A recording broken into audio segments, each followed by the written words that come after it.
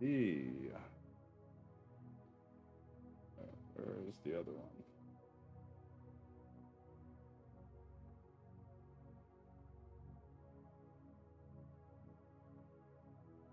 There we go.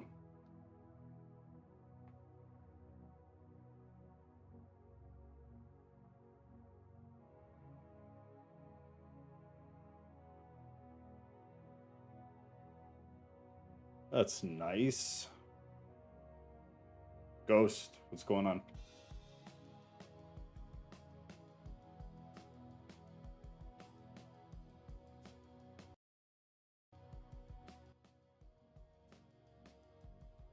Huh. Oh. Oh, man.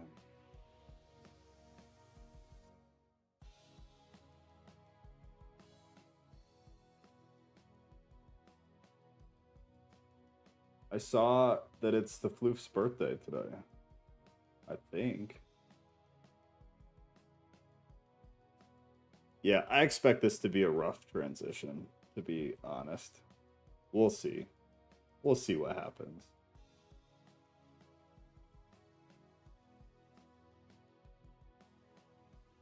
And for some reason, the ping cord thing is not working for the new one, so I've been trying to figure that out. Because I think that helped too. Oh, it did work. Look at that.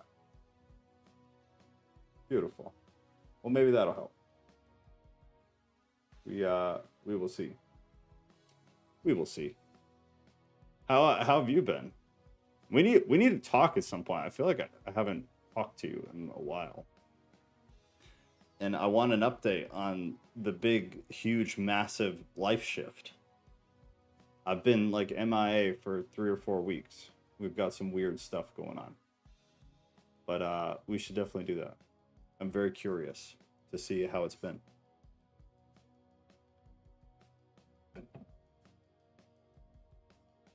Oh, beautiful. You guys don't hate each other? That hasn't happened yet. It's still all love. I think it's a beautiful thing.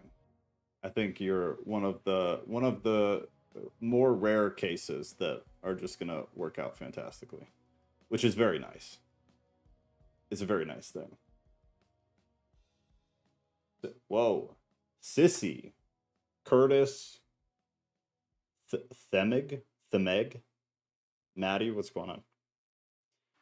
TikTok, go to YouTube. You're not gonna be able to see or hear properly. I would get off of TikTok. I'd go to YouTube. You'll have a better experience, you might say. That might be a way of saying it, perhaps.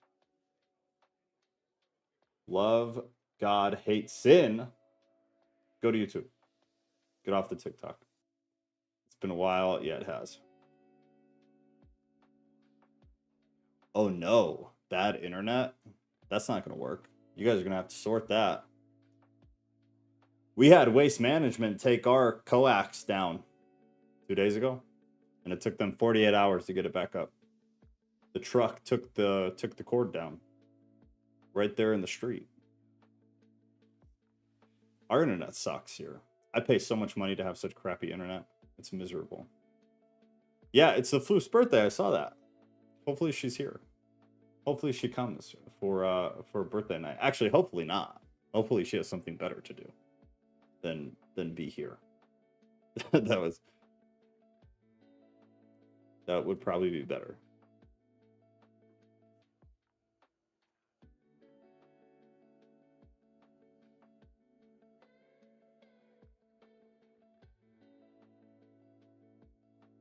Bam.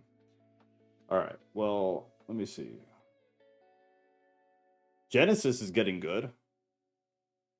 I'm excited for that.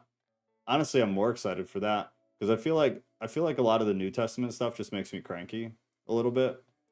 I I leave here feeling a little bit upset, and I think it's just because I see so many parallels between between the church. Like the church hasn't changed really, which is kind of a depressing thing.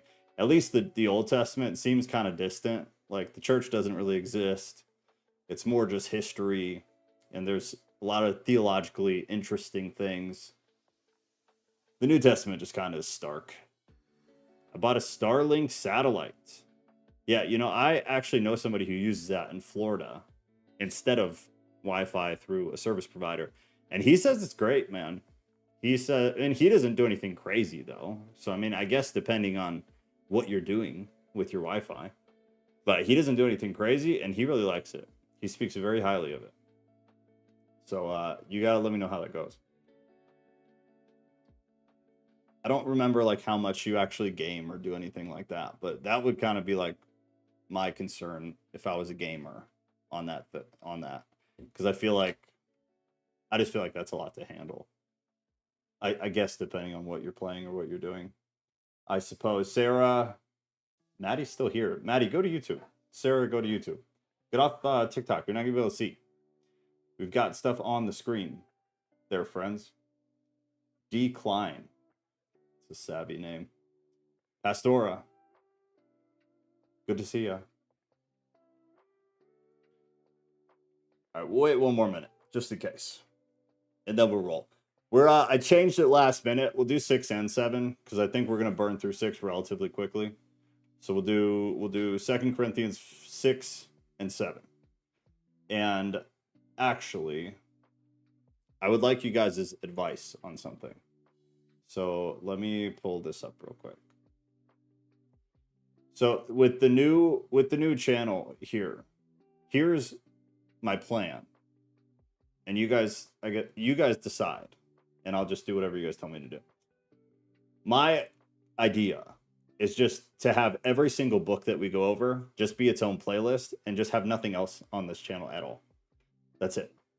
So it's just like an archive of live Bible studies. And then in 2 years, if we do Genesis again or whatever, it just, you know, I put the year after it. So it's like an updated archive. If you guys have any ideas, or you think, well, just really any ideas of how to do that better or what you think would be better, let me know. Because I don't really know. I want to try something totally new because I want to see if the algorithm favors something. I'm just interested to see. Like, this is totally, it's just testing. So if you guys have ideas, let me know on like how to structure things. I would appreciate it because I'm not exactly sure other than what I just said. That's kind of the only idea I got.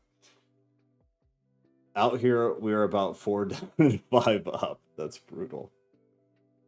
That's brutal. Yeah, hopefully you're not trying to do anything wild. That was rough. That's rough. Shelby Maddie decline. User 77906788406. Go to YouTube. We're about to start. I think that's a solid idea. Create a woo-woo Bible study playlist too. Yeah, right. And like when we do Enoch, I think I'll break Enoch into sections. Is kind of what I was thinking.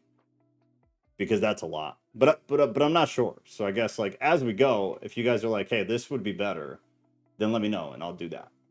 I just want it to make sense. And I want it to be easy, like searchable. That's why I made the name Live Bible Study. Because I figure once it has some history and some content and stuff, if you search on YouTube for live Bible studies, I'm assuming at a point, this will be at the top. So if it could just become like this massive archive, I think it'll help us get more people. And I think that it'll just be like a good resource to be able to find like deep dives on stuff. The woo-woo is the best. So yes. Yes. And I hope that we get into some of that stuff soon. I'm thinking we go into the Apocrypha next, actually. Something apocryphal. Because I would like a woo-woo break. I would like to get into some fun stuff. So that's the plan. All right, so chapter 6 out of 2 Corinthians. It's been the same thing the entire text. So I don't feel like anything really needs to be recapped. But he's talked a lot about his ministry. He's talked about a lot about like reconciliation with the people, because there's been a lot of problems with that, obviously. Now there's going to be some encouragement that the Corinthian people can become better because they suck. So he's going to ask that they open themselves up, be open, while also doing kind of what Paul does, which is feeling the need to defend himself in his apostolic authority, in his education, in just his character. He always feels the need to do this. which means he's always being accused of not having or not being those things. So there's a little bit of each of those. Mikhail, in my opinion, it was a wise decision indeed. I hope so, man. I hope so. I'm just going to keep myself totally off of it. That's the plan. It's like, I have no pictures anywhere. I'm not going to put any pictures anywhere. This is just a live Bible study. And I'd be happy, like, if somebody else does some of these, I'd be happy to throw them on here too. I hope this becomes like just a large archive of good information, in-depth information. That's the goal. And hoping to remove myself, at least in appearance, from absolutely everything. And just have it be like good information. That's what I want. So maybe some word studies in there. We skip a Bible study, do a word study or a set of word studies. Just like biblical good information. That's the plan. That's what I hope for. Mikhail, it's good to see you, though. I feel like we haven't seen you, or I probably just haven't seen you a whole lot. It's very nice to see you. Alrighty, 6, working together with him, then we appeal to you, not to receive the grace of God in vain, for he says, in a favorable time I listened to you, and in a day of salvation I have helped you. Not to receive the grace of God. It would be unmerited favor, is what's being said. It's what's expressed in the Greek. Unmerited favor. So God shows us that. The most obvious possible reference would be what Christ went through. The suffering, the death, the resurrection, everything. The total sacrifice would be this unmerited favor as the result, which then becomes the entire crux of everything. Jesus did A, therefore all people can do B. If Jesus didn't do A, nobody could do B. So the unmerited favor is the crux of absolutely everything, and obviously the foundation of the entire Christian faith. Then you have this quote here. This is from Isaiah. It's from Isaiah 49. In a favorable time I listened to you, and in a day of salvation I have helped you. It's God restoring Israel, right? If you go back to Isaiah and you read through Isaiah and you take the general context or the general concept that's really displayed for you in Isaiah is the restorative power of God, in that it is delivered to Israel repeatedly, just over and over and over again. I say it all the time, but it's Israel holding up the mirror and just being slapped in the face with their own iniquity over and over and over and over and over, which then brings us to what this started with, which is the unmerited favor given through Christ through sacrifice in the crucifixion. Is we had all of Israel show us that, like, this is not going to work. This is not working. And it seems this will never work. And Israel would figure it out, fall on their face, figure it out, fall on their face. It was just this perpetual cycle. It was a cyclical cycle of sin. And then come Jesus and everything changes. Why? Well, because of the unmerited favor. It's all through that. A squirrel just did a wild jump out the window from tree to tree. That was extremely impressive. All right, moving on. Behold, now is the favorable time. Behold, now is the day of salvation. We put no obstacle in anyone's way, so that no fault may be found with our ministry. He's beginning to defend. We put no obstacle in anyone's way, so that no fault may be found in our ministry. One of the examples of that is their refusal to accept money. Other pastors would, and Paul would, in other ministry ventures. And he says so, kind of like a jerk, to kind of shove it in their face. But he says so because I will not take money from you, Corinth, because you already have a very poor image of what's happening here. You don't actually see what's happening. You don't see our character. You're picking and choosing pastors, and it's more of a celebrity thing. You're picking all these false prophets and giving them money to teach you things that are not true about the Christian faith. So therefore, we have chosen not to allow you to pay us. We do this pro bono because we have to, because of the dynamic that is currently at Corinth. Continuing, he says, but as servants of God, we commend ourselves in every way, by great endurance, in affliction, hardship, calamities, beatings, imprisonments, riots, labors, sleepless nights, hunger, by purity, knowledge, patience, kindness, the Holy Spirit, genuine love, by truthful speech and the power of God. All of these things were things that either directly or indirectly were talked about throughout Corinthians 1 and 2 in terms of the false preachers. It's kind of a total recap of those things to make plain what he's going to continue to say. So truthful speech and the power of God with the weapons of righteousness for the right hand and for the left, through honor and dishonor, through slander and praise, we are treated as impostors and yet are true, because the Corinthian church is basically giving the apostolic authority to the false teachers, and they're questioning the apostolic authority of the actual preachers. That's what's happening. And so he makes comment of it. We are treated as impostors, and yet we are true, and yet are true, as unknown and yet well known. Paul was wildly well known, far and wide for the time. These philosophical teachers who were masquerading as Christian pastors were not well known. They were known in Corinth. They had no actual clout anywhere else. Paul had a proven track record all over the place. Seems obvious, but it wasn't Corinth. As dying, and behold, we live. As punished, and yet not killed. As sorrowful, yet always rejoicing. As poor, yet making many rich. As having nothing, yet possessing everything. I love that ending. As having nothing, yet possessing everything. To me, and this is interpretive, to me, it's a slight play on what I was saying before about them refusing to take money from Corinth.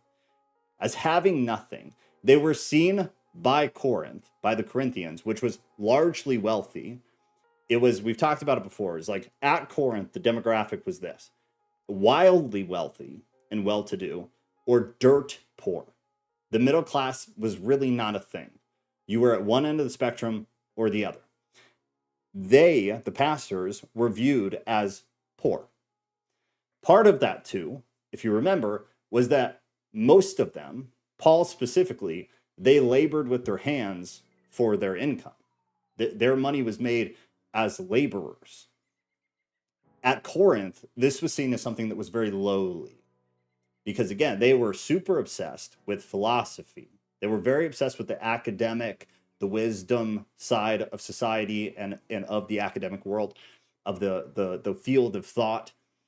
And so when they see a pastor who's a laborer, what everybody gets taught is that Paul was a tent maker. And whether that's accurate or not doesn't really matter. We know for sure he did something with his hands. So if the pastors are laborers, they are lowly. So they were seen as having nothing. And yet they possessed everything. Because in this context, they were the only ones who actually understood what was going on. They were the only ones who actually understood the gospel. And so they were trying to push this at Corinth, and it just getting rejected and pushed back and questioned consistently. We have spoken freely to you, Corinthians. Our heart is wide open. You are not restricted by us, but you are restricted in your own afflictions. It's brutal. It's brutally true. In return, I speak as to children. Widen your hearts. Now, remembering big picture of Paul, remembering how he's talked to Corinth, you aggregate all the data from 1 Corinthians and from 2 Corinthians so far, the way that he sometimes talks to Corinth, this is not the first time he's called them children. This is, I want to say, the third time that he's outright called the Corinthian people children, childish, childlike. Drink the Christians drinking milk because they can't go to solid food. All of these things. So he's saying it again. In return, I speak as to children. Widen your hearts. Paul is the Corinthian church. If you take it back, he is the Corinthian church. So in one sense, he views them as like spiritual children, right? But in the other sense, he has also completely said it in an offensive way, that you act like children. You are spiritually childish. and also just in general, childish. He says, open wide your hearts, or widen your hearts also, depending on your translation. It's not the first time he said it, and it's not going to be the last time he says it. He actually repeats it again in the next chapter. And it's a way of him kind of trying to prep them for his defense, because he's going to go more into his defense, defending the ministry, defending what he's doing. So he's asking them to have an open mind. Consider what I'm going to tell you. Don't be children. The temple of the living God. Do not be unequally yoked with unbelievers. How many freaking times have you heard this in the context of a marriage or of a romantic relationship? This is what everybody quotes. This has nothing to do with the romantic relationship. Could it also be applied to a romantic? Fine, sure. It doesn't make it what it means. It's not what was being said. It's not what was being talked about. That's not what it says. However, there are other things that we decide make sense for another context or another situation or circumstance that the original scripture was not in context with. It wasn't congruent. This is one that you could make an argument for other reasons, not because 2 Corinthians says so, because it doesn't. 2 Corinthians very specifically talks about what it's going to talk about. It does not address marriage between a Christian and a non-Christian. What he's doing is he's telling the Corinthian people to try to avoid being next to people who are not congruent with them and who are not congruent with what they believe, which is what Paul is teaching. And they're already struggling with that. They're already aligning themselves with the false pastors who are preaching a word that is just not true. It's a perverted version of Christianity. He's saying, do not do that. Do not align yourselves with these people who do not fit the same standard. We've talked about it before too, with like morality. Christians cannot expect non-Christians to adhere to your morality. That is childish. If you think people who don't believe what you believe should adhere to your moral function, you are immature. You're a child. That's ridiculous. They don't believe what you believe. Therefore, you should not be in alignment with them. And it's like the whole birds of a feather flock together thing. Everybody knows if you hang out with certain people for long enough, you will, I don't care who you are and how strong you are, you will eventually start picking up character traits, certain types of language, and even beliefs from the people that you're around. So Paul is talking about that. Don't align yourselves with people who are not in alignment with what you believe, because it's problematic. Now, again, that could be applied to relationships for sure. It's just not what's being said. And that needs to be clear. Everybody just needs to be honest about that. A cyclical cycle of sin. That's my favorite term. I used to do that when I preached all the time. I really like that, because that's what it is, right? That's my favorite way to depict that, or to express that, because it's obviously like it's a one-liney catchy thing, and that's why when I was doing the asshole pastor thing, it was one that I really liked. But also it's one of these ones that are just like, it's very true. That's what it is. It's a cyclical cycle of sinful behavior. And it just keeps kicking you in the ass over and over and over until you break the cycle and you make it no longer cyclical. But yeah, it's cute, right? It's easy to remember. All right, so do not be unequally yoked with unbelievers, for what partnership has righteousness with lawlessness? To the point. Or what fellowship has light with darkness? What accord has Christ with Belial? Or what portion does a believer share with an unbeliever? What agreement has the temple of God with idols? For we are the temple of the living God, as God said. The weird Greek word. Let me pull this up real quick, actually, because I'm not going to remember the Hebrew.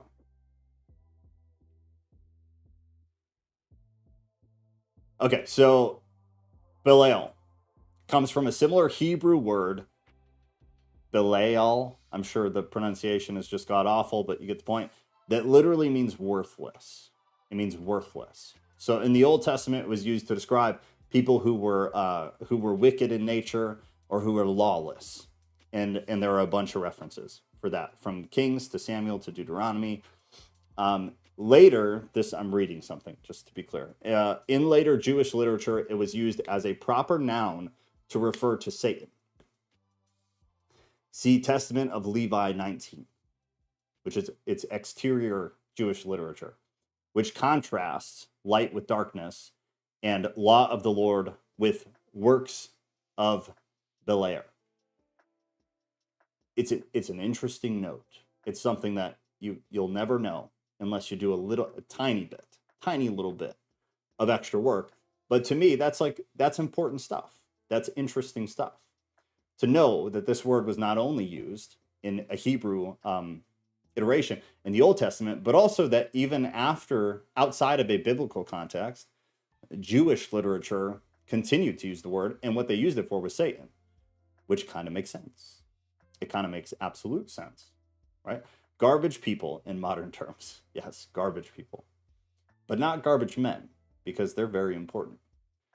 Sanitary workers are lovely, like the man who took my coax cable down with his big truck. Or what portion does a believer share with an unbeliever? What agreement has a temple of God with idols? For we are the temple of the living God, as God said. Now, I will make my dwelling among them and walk among them, and I will be their God, and they shall be my people. Therefore, go out from their midst and be separated from them, says the Lord, and touch no unclean thing. Then I will welcome you, and I will be a father to you, and you shall be sons and daughters to me, says the Lord Almighty.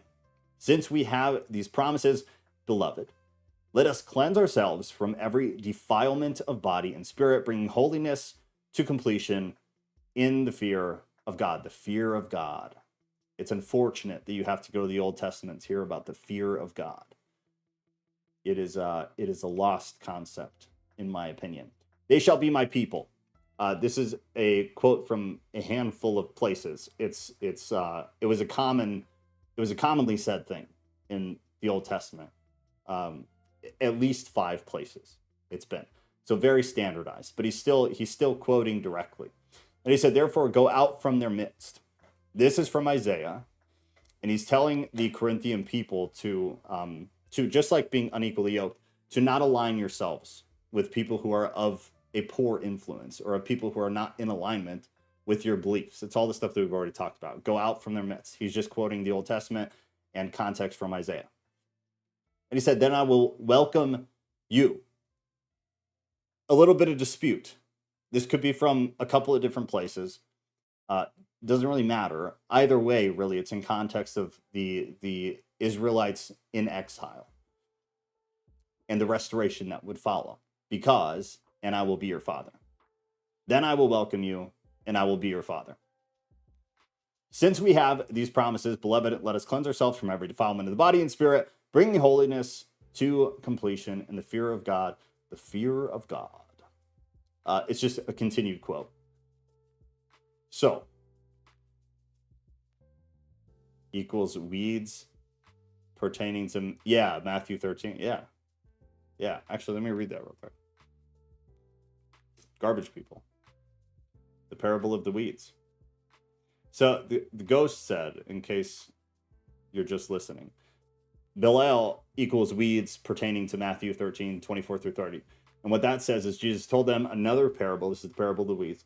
The kingdom of heaven is like a man who sowed good seed in his field, but while everyone was sleeping, his enemy came and sowed weeds among the wheat and went away.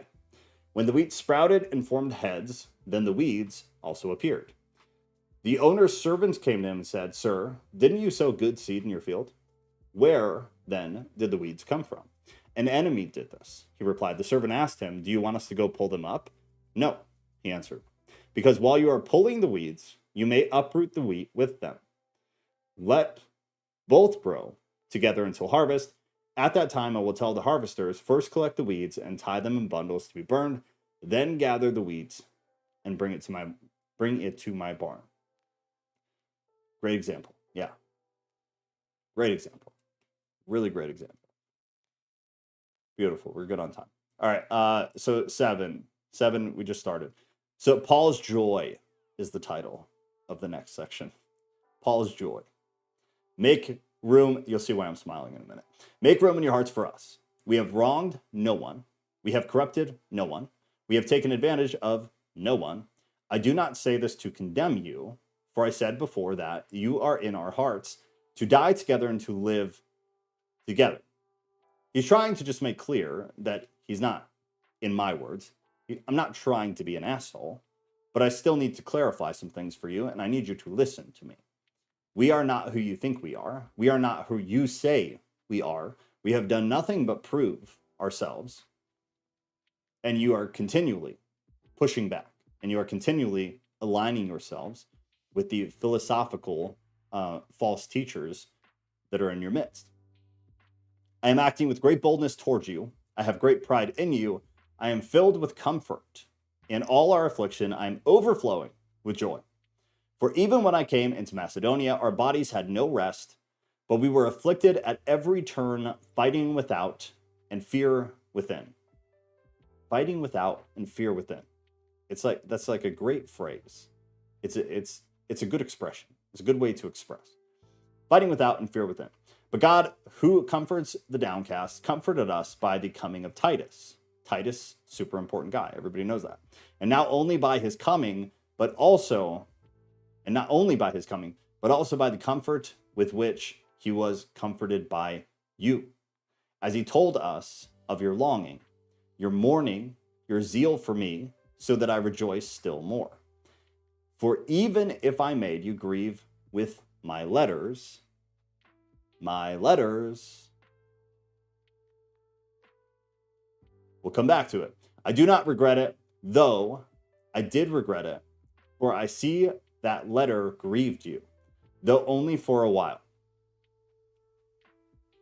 So, what is interesting here with the my letter or my letters, plural, depending on translation, depending on year of publishing, which should be bothersome to you. It's bothersome to me. We've talked about it before, but in case anybody has ever missed it, it is relatively well accepted that 1 Corinthians and 2 Corinthians are 2 of 3 or 4 letters to the Corinthians. We just don't have the rest. There's at least one more. Personally, I'm super confident, but I gain my confidence from people who are leaps and bounds smarter than me to a degree that I could never even hope to be. But I completely agree with them because of dozens of things that indicate that is just the truth. I say that because it really is true that some of the earlier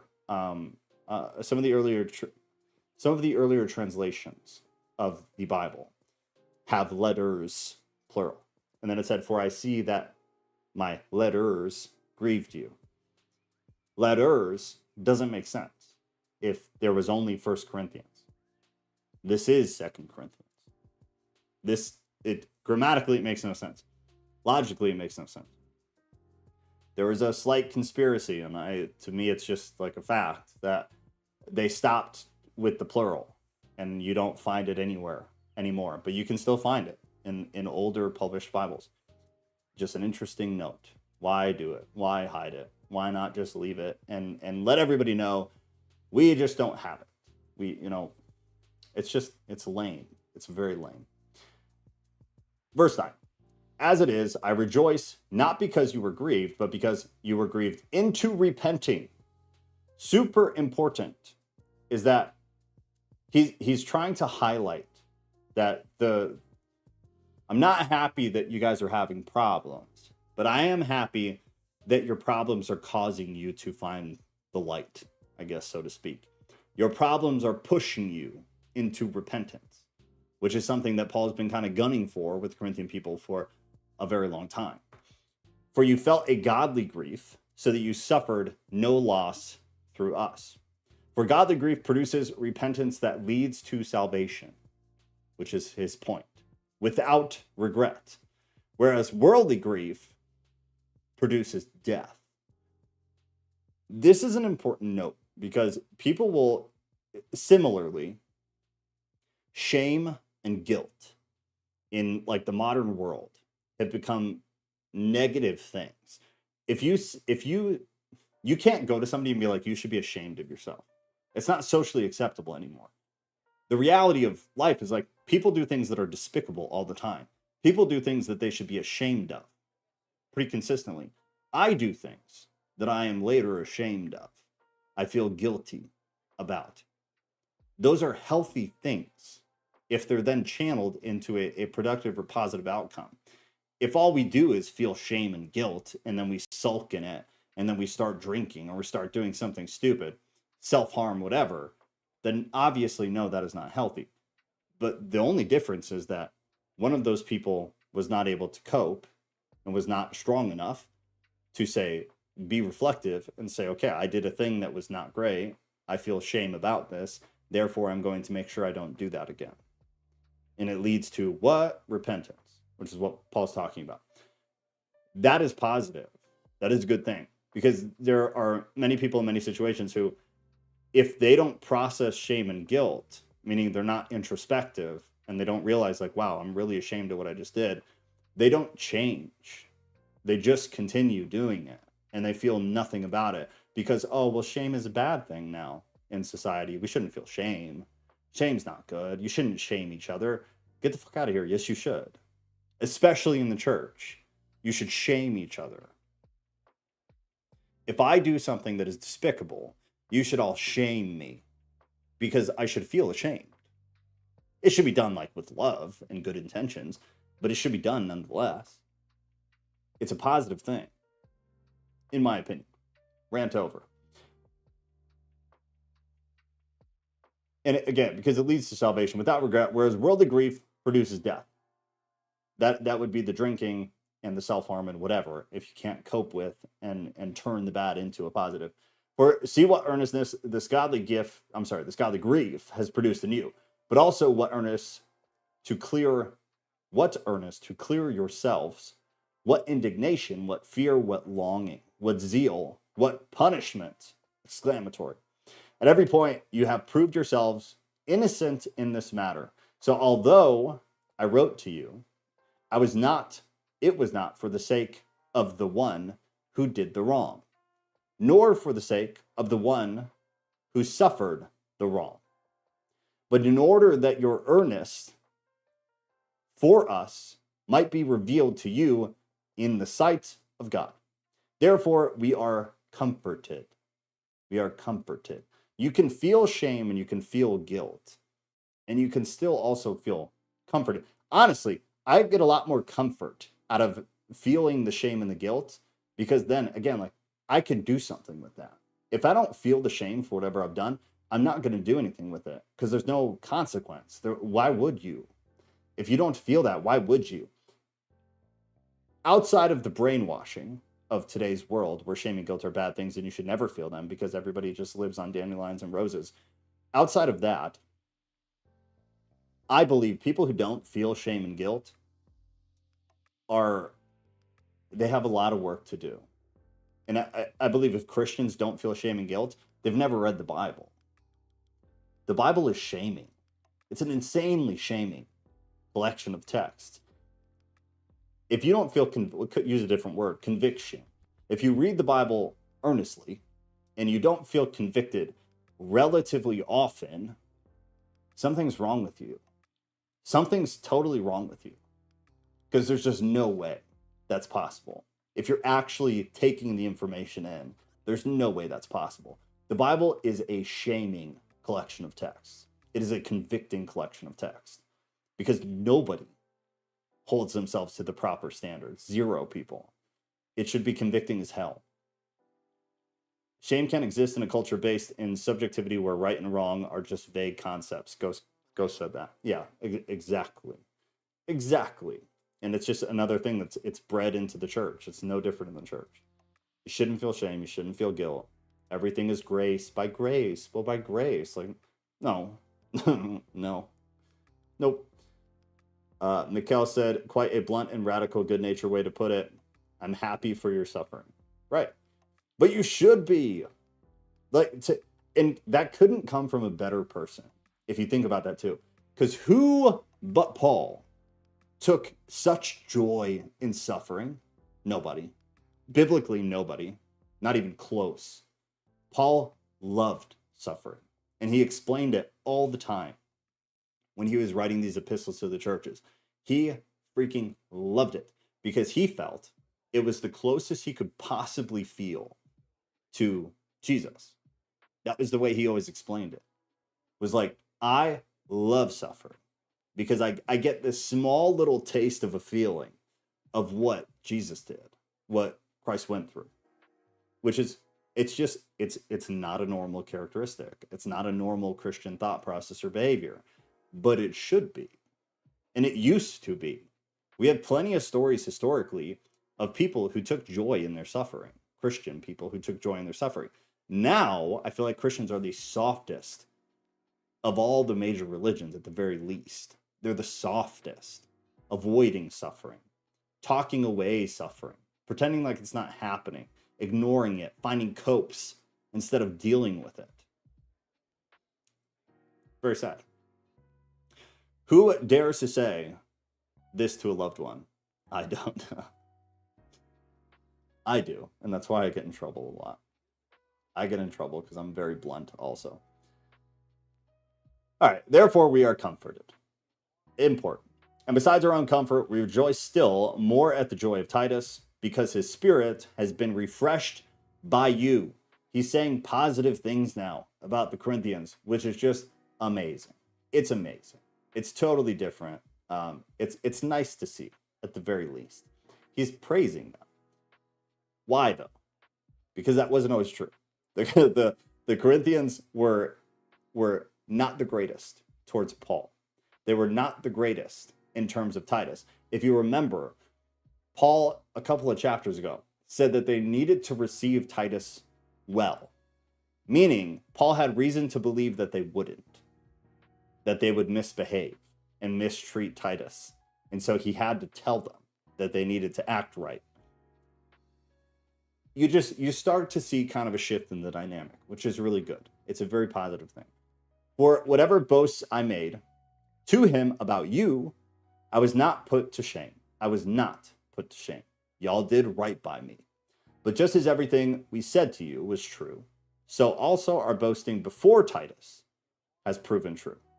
And his affection for you is even greater as he remembers the obedience of you all. That is a wild sentence being said in the context of the Corinthian people. Obedience is their problem. It's the root of every issue Corinth has, is obedience, lack thereof. If you were to create a list of every issue the church at Corinth had, you could draw a line to the left and say every single freaking one of them stemmed from lack of obedience. So that's a substantial thing to say. In understanding the history and understanding the demographic and the shift in the church, it's an extremely important thing to remember. So obedience of you, how you received him with fear and trembling.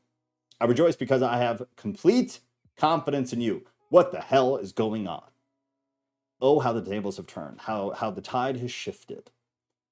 The Corinthian people, they have begun to right the ship and they're beginning to figure things out. They're beginning to adhere. They're beginning to obey. It took a long time. It took a lot of Paul bashing his head against a brick wall. But you start to kind of see a shift, which is good. And you'll see more of it kind of as we continue. I've always got in trouble for being too blunt. I can't help it. I can't either. And I'm constantly in trouble because of it with anybody that it becomes a problem for, which is a lot of people. Repent, Ghost. I think it's good. Like, say it with love and say it respectfully, but say what it is. That's like, I feel like I'm, for the most part, very respectful. I'm very calm. I feel like most of the time. I express it in like a loving way, depending on the context, but either way, like a loving way. But just, I don't feel like people are just not used to hearing what it is anymore. They're used to hearing like this beat around the bush bullshit of I'm going to try to correct you, but I'm going to be really conscious of how you feel when I correct you, because like your feelings really matter. To a degree, they do. but not at the expense of me not being able to honestly tell you what you're doing wrong and honestly holding somebody accountable. That's dysfunction, and that's why the entire world is broken, in my humble opinion. In case you're watching this later, we have a Discord group. I need to remember to try to do this. The Discord group is on the screen now. There's a link in the description of the video. There's also a link pinned to the live chat on YouTube. Discord people over there, try to go to YouTube next time. And we do this every Sunday night at 6 p.m. and every Thursday night at 7 p.m. We're doing one Old Testament text and one New Testament. And I believe we'll run a poll, but I believe when we finish 2 Corinthians, because that'll be first, I think we might do an apocryphal text next, just to spice things up a little bit. But we'll run a poll and the Discord will decide, as always. You guys will decide. So Sunday, again, will be Genesis 6. Genesis 6, I think. Yeah, Genesis 6. And then next Thursday, we will continue 2 Corinthians here. We have 8, 9. We'll probably do 8 and 9. And then we get close to that bad boy being over. So I think then we might do the Apocrypha, but I'll put a few New Testament texts on the poll, and then I'll put a few extra biblical options on the poll. And I'll probably do that in a week or two. And then we'll see what you guys want to do. We'll see. We'll see. Do the YouTube stuff, guys, if you don't mind. Especially because this is all new. And I think if we do this right, we can really funnel in some new people. So do all the stupid YouTube stuff. After the live's over, just put a comment with an emoji or something. Just do all the stuff if you could. You know, I don't ever ask because I don't care, but now I kind of care because I'd really like to see what we can do with this being fresh. So if you have 2 seconds after, I'd appreciate if you did that. And then I'll reply to all of them. And let's play the algorithm game and let's see what we can do. Because we have a fresh start here. So I'd like to test it, and I'd like to hopefully get some more people in. Just because I don't really do social media much anymore.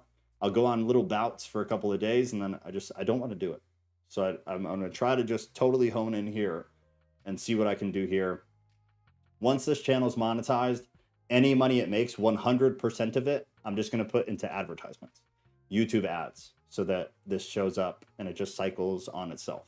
I'm not going to take any of that. And I think I'm going to start putting everything from Discord in there too.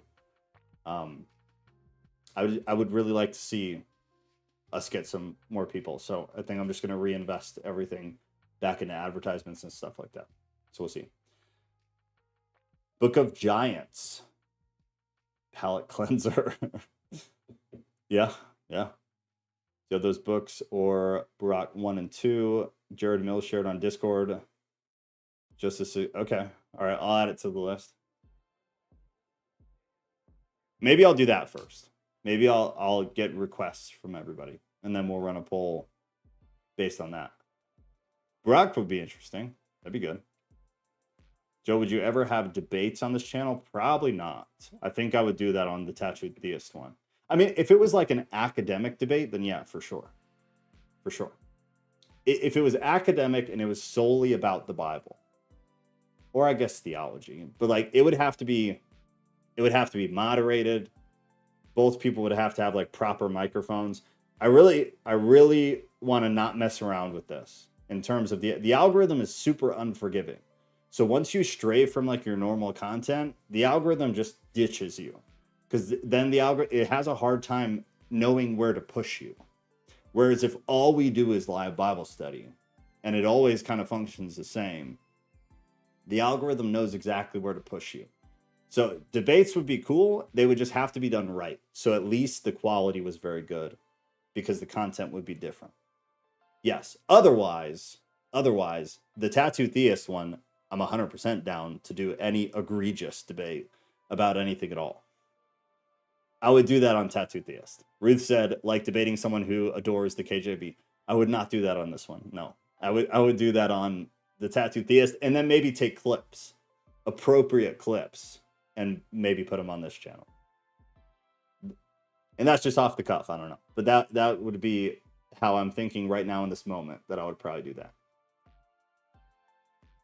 or if I knew the person, like if Mikkel was like, hey, I want to debate you on the KJV, I would feel very safe in putting that live on this one. I just want to make sure we don't do anything wrong on this one. I don't really want to do anything shady or that goes against the grain. I want it to be just very clear and very concise and very predictable and lacks anything that would hinder the algorithm. And then I still have the other one that we can do any egregious crazy shit on. That would be the way to go. And in Discord, I'll do it anytime. But on YouTube, if it's live, I'd have to like vet the person first. So we'd probably do it on Discord live. I'd probably record it. And then as long as they don't act crazy, I'll upload it to YouTube. Otherwise, I'll cut out whenever they act crazy and then put it on YouTube. But that would be the plan. But this one is going to be pretty strict. Like, I really want to see what the algorithm does. So I'm going to make a lot of the thumbnails very similar. A lot of the titles very similar, and just make it like a total archive. But I do want to go outside of like the canonical texts. So do the Apocrypha and do Enoch and stuff like that. But at least it's still like an academic study. I'll be sure to be squeaky clean on this channel. I mean, it's the first couple minutes that you can't swear. I don't think you get docked after that. I think. I'm pretty sure. But I'm actually watching things about the algorithm. I'm reading updated things on the algorithm. Like I'm really going to try to follow it on this. And like I said, I'm going to push all that money back into it to see what we can do. Because this is the only shot. Because I don't really do social media much anymore. And that's where pretty much everybody came from. So this is it. So we got to try to do it right. So again, if you guys think of a better way to display things on the actual channel that would look better, if you think have any thumbnails you think would be good, or whatever things that you see are working that we should try, please feel free to send them to me, because I'm just going to do trial and error. I'll try things for a couple weeks or a couple months, and then I'll switch it and see what happens. That's the plan. Are you taking that out? Okay. We're done, so if anybody has to go, feel free to go. But Kat is about to take out a snake. So if you are afraid of snakes, now is your time. And have a lovely evening. Oh my god. That actually spooked me a little bit. There you go. Look at this tiny little snake. Itty bitty. This is a bitty, teeny tiny little snake. And just like that, the algorithm decided they're not going to do anything for us. Tiny little guy. It's so tiny. She's so pretty. She's so pretty. Can you get up there? Oh, yeah. There. There you go. You're a star, baby girl. She's gorgeous, man.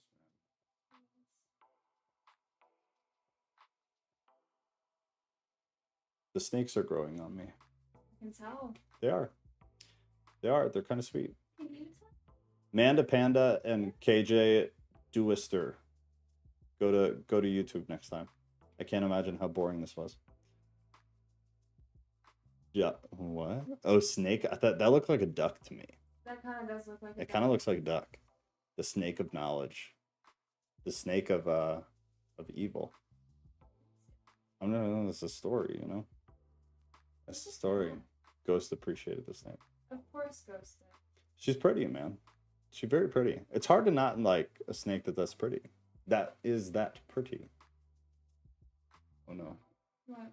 Nothing. You want your water? Yeah. It's okay. It's okay.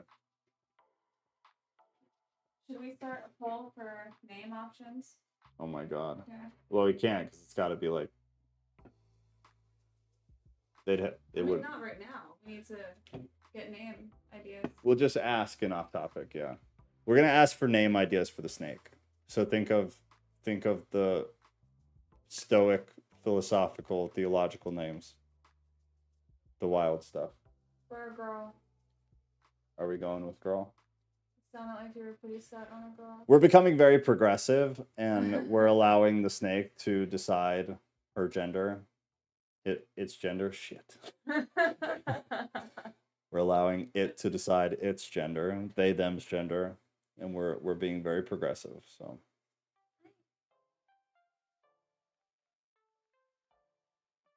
You want this? I'll take. No. I gotta go eat. I gotta go eat food. It's such a good wrap. She's getting better. She's getting better at the rap. Amanda Panda is the only one, only one still surviving on TikTok. Amanda Panda, do you like the snake? The snake for you. The snake for you. What about? What's the meaning? Let me see.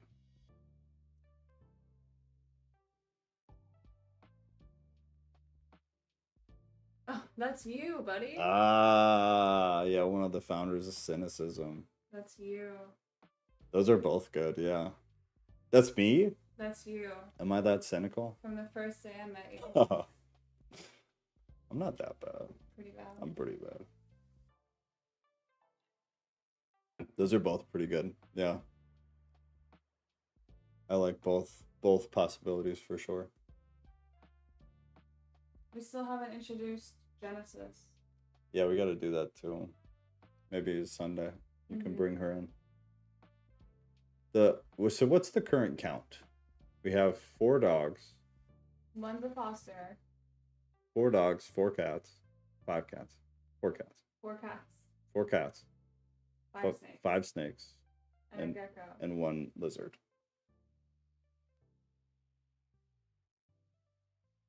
13? Oh, I wasn't actually counting. I'm so bad at math. I'm so not good at math. Animal math, you just don't count. You just forget. You just forget. Until you get a vet bill. I'm trying to think of a clever name, but my brain isn't braining. Well, you have time. Because I don't think she's really decided. Damn it. I don't think they has really decided what gender they are yet. So I think we have time. I think this is how you messed up the last YouTube channel. I think we're deep enough in the video that hopefully we're okay. All of the actual content is over.